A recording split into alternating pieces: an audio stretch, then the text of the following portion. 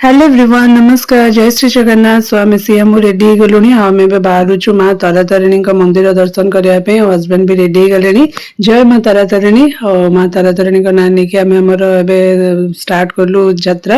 आज मंदिर मु जाऊँगी तारातारिणी दर्शन करने 4 वर्ष कि 4.5 वर्ष पर सिया जन्म है बेले जाइली लास्ट तो आज बहुत मु खुशी अच्छी जीवाई तारातारिणी माँ दर्शन करी और सिया आज फास्ट टाइम जाऊँगी से सब स्पेशल आ सिया आज फास्ट टाइम माँ तारातारिणी दर्शन कर घरे भी ठाकुर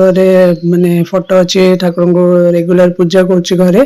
तो आज केते दिन पर पुणी माने सिया जो जन्म होता से टाइम रे लास्ट जाइली तो तापर आज जाऊँगी गाँव रास्ता गुड़ा बहुत सुंदर लगे पोखरी सब रास्तार बहुत पड़े आम गोटे सर्टकट रास्ता देके जाऊँ गाँ मझीरे मैंने गाँ भितर देके रास्ता जाऊँ यार आउ गोटे अलग रास्ता भी अच्छी इंजली काटू से रोड रे भी जाइए बट आमको हजबैंड गोटे सर्टकट रोड रे नहीं जाऊँ गाँ परिवेश बहुत सुंदर लगुच एंड माने बहुत पीसफुल बाटर बाटर एमती बहुत सारा पूरा पोखरी पड़ुची बाटर सब गाई चरुंच पहाड़ गुड़ा भी पड़ुची पूरा ग्रीनरी की अच्छी गाँव परिवेश देखी बहुत खुशी भी लगुच गाँव जमी धान रखाई बाहर सब लोक मैंने बस गपुंट